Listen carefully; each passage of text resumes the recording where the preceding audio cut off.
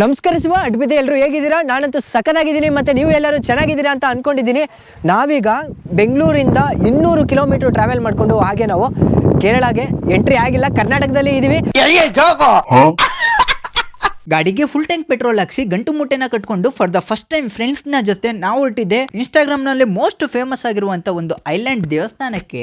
Full ನೀರು, ಇಲ್ಲೂ ನೀರು. ಇದು ಸ್ಪೆಷಲ್ ಅಂದರೆ ಇದೆಲ್ಲ ಸ್ಪೆಷಲ್ಲು. ಈ ನೀರಿನ ಮಧ್ಯ ಇಲ್ಲೊಂದು ದೇವಸ್ಥಾನ ಇದೆ ನೋಡಿ, ಇದೇ ದೇವಸ್ಥಾನ ಇಲ್ಲಿ ಸ್ಪೆಷಲ್ಲು.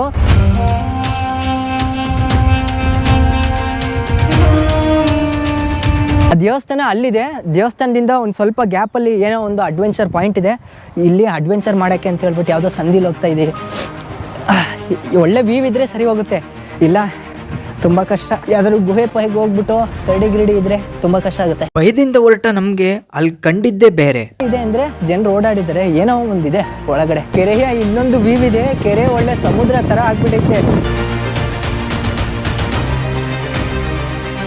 ಕೆರೆಯ ಅಲೆಗಳು, ಸಮುದ್ರದಲ್ಲಿ ಅಲೆಗಳು ಬರುತ್ತಲ್ಲ ಅದೇ ರೀತಿ ಕೆರೆಯಲ್ಲಿ ಅಲೆಗಳು ಬರ್ತೈತೆ. ಫುಲ್ ವಿಡಿಯೋ ಯೂಟ್ಯೂಬ್ನಲ್ಲೈತೆ, ಲಿಂಕು ಬಯೋನಲ್ಲೈತೆ, ನೋಡ್ತೀರಾ?